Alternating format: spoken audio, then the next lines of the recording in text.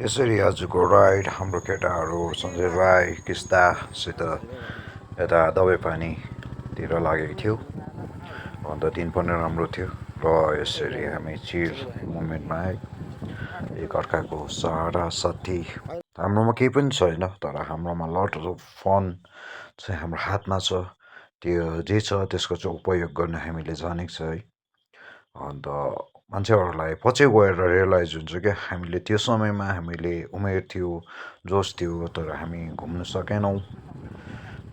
सबसे ठुलो कुरा मनको इच्छा त्यो पुरा भयो भने मान्छे हेल्दी हुन्छ, खुसी हुन्छ अनि जवान हुन्छ भनौँ।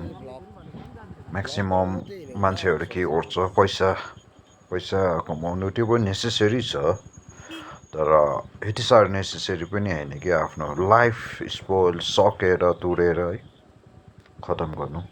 अनि यसरी जाँदा जाँदा यति साह्रो रफ पनि छ हाम्रो यहाँ दबाईपानीको बाटो है। धेरै कुराहरू अझै पनि हाम्रो इन्जिनियरहरू बनाउनु पर्ने छ भन्ने छ है। अन्त धेरै कुराहरू हामीले बिगारेर गइरहेको छ।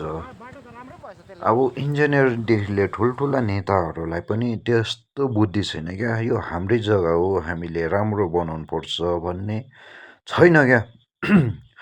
सो त्यो चाहिँ मलाई दुःख लाग्छ। अन्त यस प्रकार हामी टक्कै यो चाहिँ हाम्रो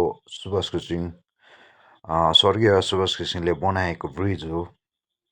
यति राम्रो पक्का छ है, जो चाहिँ यहाँको बासिन्दा जमनमान सिंह, हाम्रो one of the best uncle, यहाँको सुरक्षा गर्ने एउटा बहुत ही हाम्रो एकदमै रेस्पेक्टेड पर्सन जमनमान सिंह, जुन चाहिँ मेरो सुक्रेन साथीको बाबा हुनुहुन्छ। अन्त यहाँ चाहिँ टुरिस्टहरू पनि आउनु थालेको छ, अझै धेरै राम्रो गर्नु सक्छ हामीले है। अन्त यसरी आउँदाखेरि हामी अगाडि प्रवीणाको दोकान छ, प्रवीणालाई नचिन्ने सायद कोही नै होला है। अन्त त्यहाँनिर हाम्रो एकछिन बिसाउने जग्गा हो है, केटाहरूले के किन्छ अब खानासाना। अन्त त्यो भएर चाहिँ यहाँनिर ठिक्कै मैले अब त्यहीँनिर पुग्दाखेरि ठिक्कै हाम्रो उमेशदाहरू भेटेँ। सुन्नुहोस् ल।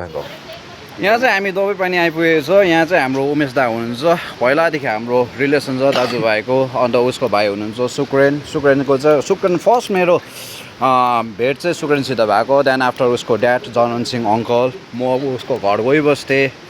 अन्त धेरै राम्रो हाम्रो यादगारहरू छ यहाँकोसित चाहिँ होइन। हाम्रो रिलेसनसिपमा विकास दा छ, धेरै मान्छेहरू छ, कतिजनाको नाम भुलिन्छु होला, तर एकदमै पहिलादेखिको कनेक्सन हो यो जग्गामा चाहिँ। सो इभन मेरो खालि होइन, मेरो दाजु मेरो गाउँको सबैसित क्या।